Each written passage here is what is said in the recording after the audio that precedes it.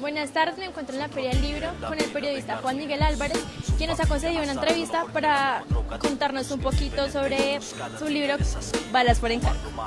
Juan Miguel, cuéntanos un poquito acerca de la investigación que tuviste que hacer para realizar la crónica. Un poquito. Pues fue una investigación de 4 años, más de 80 entrevistas, investigación con fuentes de primera mano, con fuentes de segunda mano, mucho trabajo de escritorio, pero también mucho trabajo de calle, trabajo de campo, investigación en el terreno. Fue un buen momento laboral. Juan Miguel, ¿qué hay detrás de la vida de un sicario? Son vidas muy... En general los sicarios que son muy jóvenes y que no alcanzan algún mayor estatus ni nada, son vidas muy frustradas, son vidas al borde del abismo, son vidas siempre en medio de depresiones y de problemas y en algunos ligeros momentos de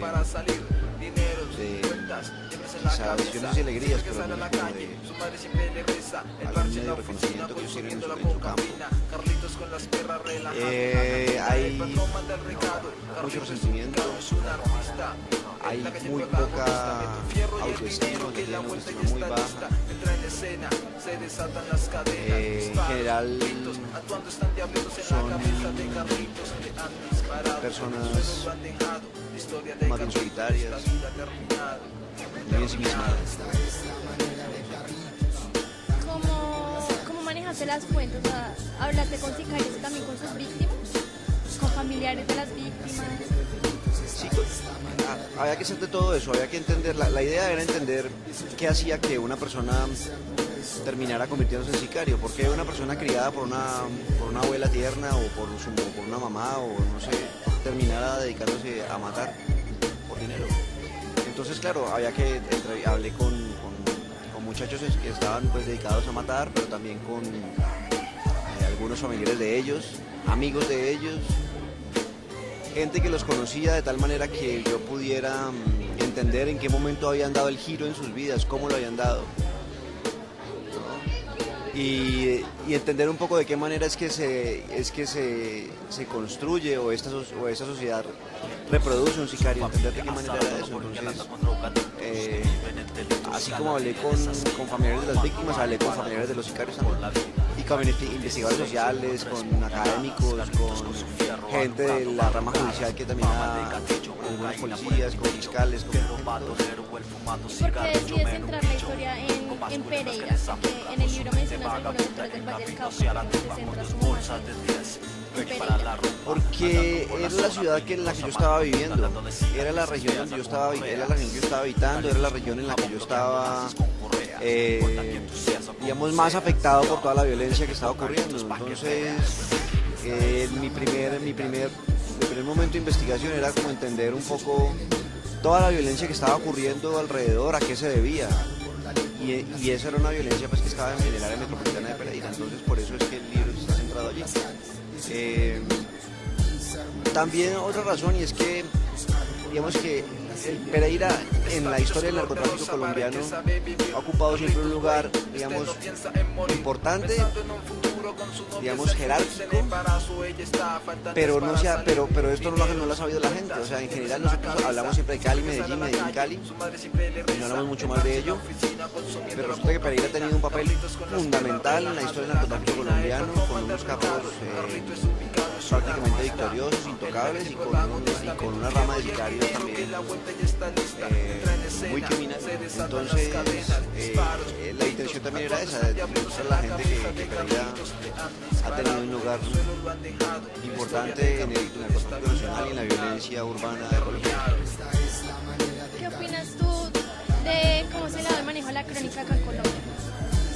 Bueno, pues la crónica es un género muy viejo y tiene cualquier cantidad de producción ya, y en Colombia ha tenido diferentes etapas, unas etapas iniciales por ahí en la década del 30, en la década del 20,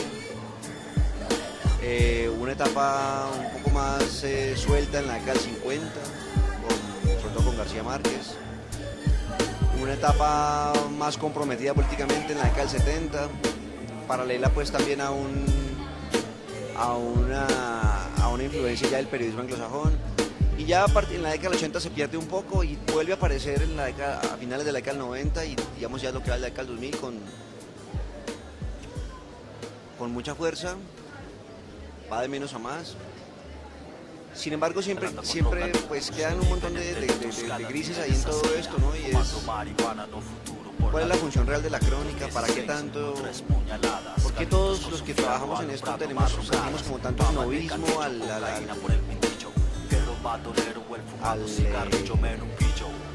trabajar en ello, ¿no? Hay un orgullo particular en ello. Sí. Quizás hay mucho autoelogio también, mucho elogio gratuito, o sea, yo te leo, tú me lees, nos aplaudimos.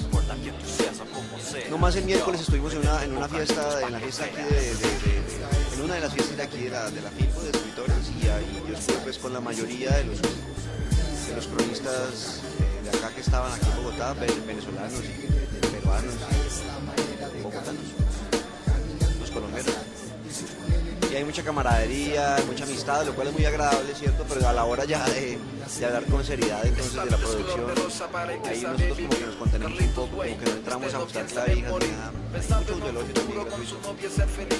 Pero lo bueno de todo esto es que hay mucha gente muy buena. Hay una intención de hacer el periodismo más humanizado, y la crónica es el género que permite desarrollar un periodismo más humanizado. Y hay algunos espacios importantes de publicación. Entonces, yo diría que es una situación equilibrada. Por un lado mucha pompa y por otro lado mucha acción también. ¿Tienes algunos cronistas preferidos que te guste leer? Sí, claro, por supuesto. Probablemente en este momento yo, el personaje, el cronista que yo más leo y admiro y relejo, se llama David Rednick. David Rednick es el actual director o editor en jefe de la revista New Yorker. Es un periodista de una capacidad de aprehensión y de deducción y de narración impresionantes, y de esa escuela de New Yorker muchos más. Johnny Anderson es otro de mis grandes faros, y varios de Philip Gurevich también es otro que leo mucho, Iván Osnos también,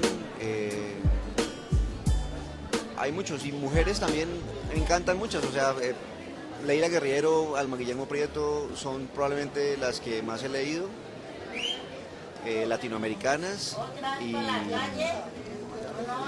ya digamos colombianos, pues uno que ha sido mi hermano mayor en esto, que es Alberto Salcedo Ramos, que desde que prácticamente yo empecé, él ha estado ahí al pie mío. Y uno de mi generación, muy buenos, con un gran trabajo, ¿no? Una gran dedicación. Ricardo Abdalá, Andrés Felipe Solano, Carolan Figueroa. Carolan Figueroa es estupendo. Muchos. Bueno, ¿qué es por qué leer Balas por Encargo? Bueno, no sé, pues no sé qué recomendar ahí. Yo digo que si por ejemplo una persona tiene interés en entender un poco esto del crimen organizado en Colombia, por todo lo del narcotráfico y cómo exportaban droga, cómo la embalaban en la década del 80, cómo se organizaban las escuelas de sicarios en esa época, pues si es una persona que tiene interés de conocer un poco el mecanismo profundo de todas estas estructuras, pues mi libro se lo va a explicar. Pero por otro lado también es un libro que puede leerse, digamos, como crítica a la política pública de prevención de la violencia urbana y de la delincuencia. Hay un gran bloque y un gran capítulo dedicado a entender un poco la legislación en Colombia acerca de todo este tema y qué pasa allí, cuáles son las fisuras, las carencias, y cuáles finalmente son los elementos que redundan en que haya siempre más violencia y no menos violencia. También puede leerse como un libro de historia. O sea, una persona que quiere entender un poco la historia de esa región del país, del eje cafetero y sobre todo de la metropolitana de Pereira, puede, digamos, darse una vuelta por este libro y entender un poco de las cosas que hoy tiene la ciudad como la tiene. Y por último, una persona que también le interesa pues el periodismo narrativo, la crónica y todo esto, pues en mi libro va a entender un poco, se da cuenta de mi forma, de mi estilo y el libro en la parte de atrás tiene descifrado todo el aparato metodológico, donde están las notas de las fuentes, donde está la bibliografía, donde están las dudas de investigación, yo las puse allí, ¿no? En el apéndice. Así que le puede servir muchísimo también a una persona que quiera, digamos, entender un poco de mi método del periodismo literario, lo que yo hago con periodismo narrativo. Juan Miguel, otra pregunta es, ¿cree usted que hay algún tipo de solución para solucionar la problemática del sicariato que hay en Colombia?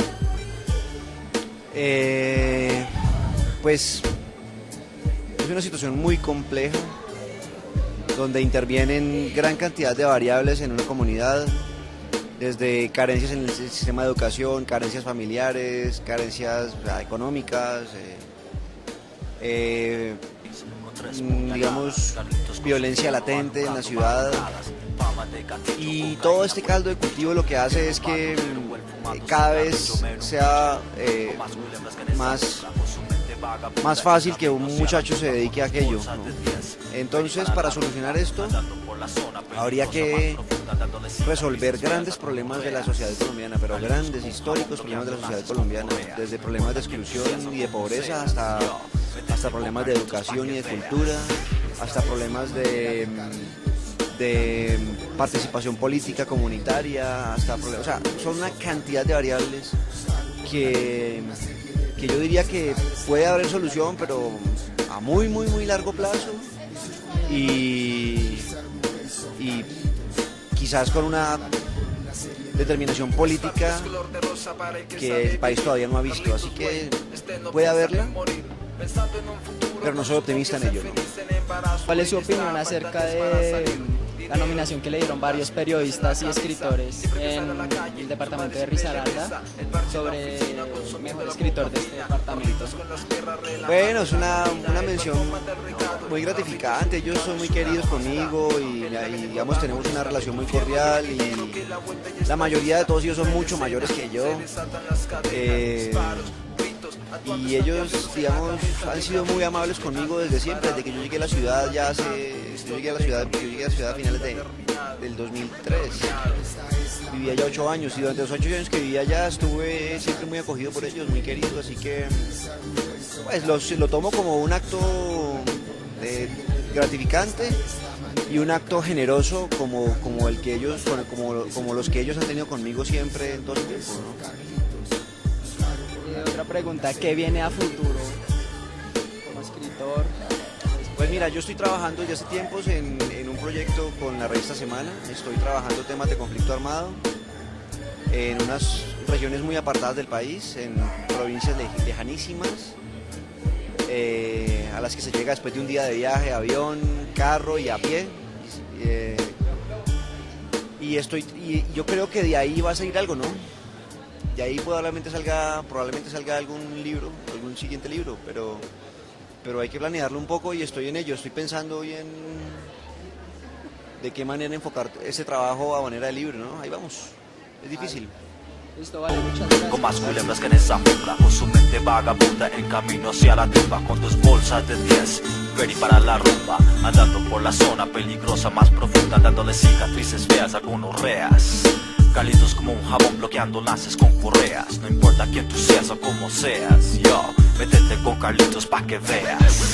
Esta es la manera de Carlitos, caminando por las calles, 18 con enemigos. These are the ways of Carlitos, buscado por la ley por una serie de delitos. Esta es la manera de Carlitos, caminando por las calles, 18 con enemigos. These are the ways of Carlitos, buscado por la ley por una serie de delitos. Esta vida es color de rosa.